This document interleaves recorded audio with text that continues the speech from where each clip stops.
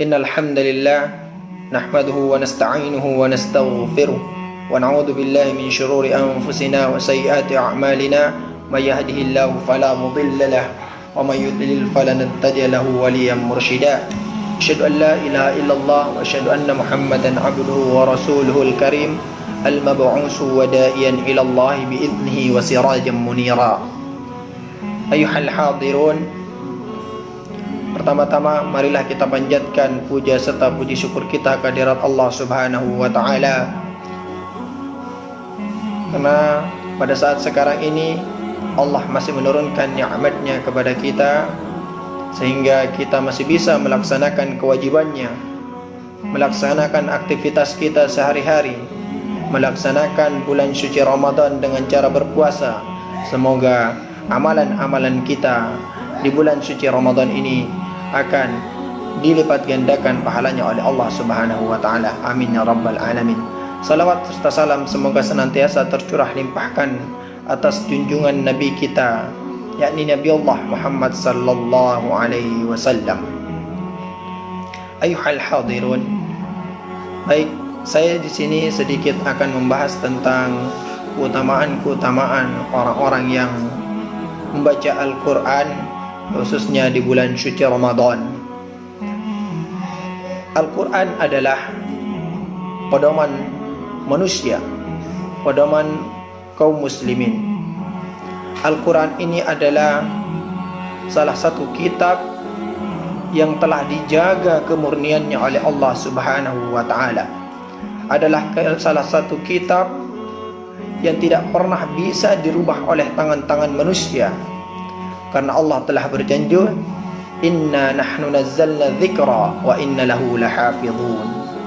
Kata Allah, sesungguhnya Al-Quran ini adalah dariku, maka aku pun akan menjaga kemurniannya, aku akan menjaga kesuhihannya, aku pun akan menjaga keasliannya.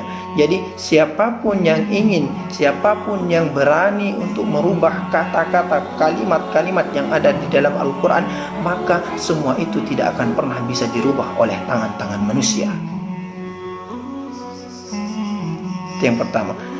Kemudian yang kedua adalah keutamaan Al-Quran bagi manusia, khususnya kaum muslimin, adalah bisa memberikan gelar kepada manusia sebagai manusia yang terbaik di sisi Allah.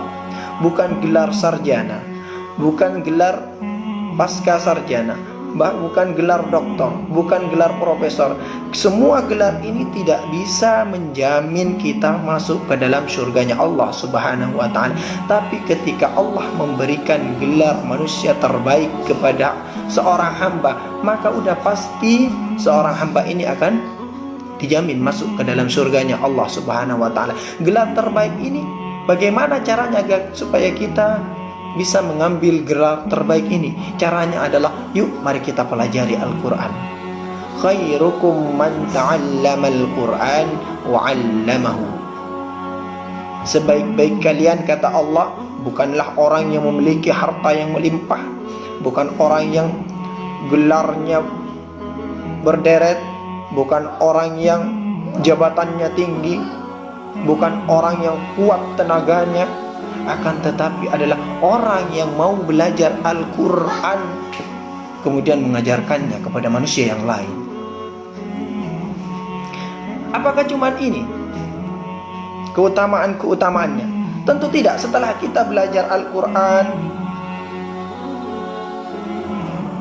kemudian kita mengajarkannya kepada manusia, tentu di situ ada manfaat yang kedua, yaitu kebaikan yang kedua, gelar kebaikan yang kedua. Tadi gelar kebaikan yang pertama adalah karena belajar Al-Quran kemudian mengajarkannya kepada manusia. Kemudian gelar kebaikan kedua adalah khairun nas yanfa'uhum linnas. Karena dia udah paham tentang Al-Quran, dia tahu tentang keutamaannya, dia ajarkan kepada manusia sehingga dirinya bisa bermanfaat kepada orang lain. Dengan manfaat dirinya kepada orang lain, sehingga Allah kelak akan memberikan gelar manusia terbaik.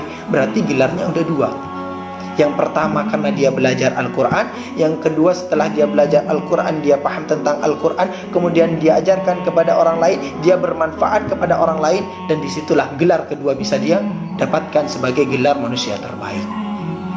Maka dari itu, di bulan suci Ramadan ini adalah seluruh pahala akan dilipat gandakan oleh Allah Subhanahu wa Ta'ala. Mari sama-sama kita hadirkan semangat yang tinggi untuk selalu berinteraksi dengan Al-Quran, untuk selalu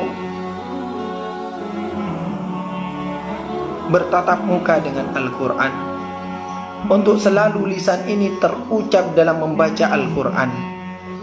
Semoga di bulan suci Ramadan ini Al-Quran akan memberikan gelar terbaik kepada kita, sehingga kelak ketika Allah mencabut nyawa kita, kita mendapatkan pertolongan dari Al-Quran tersebut.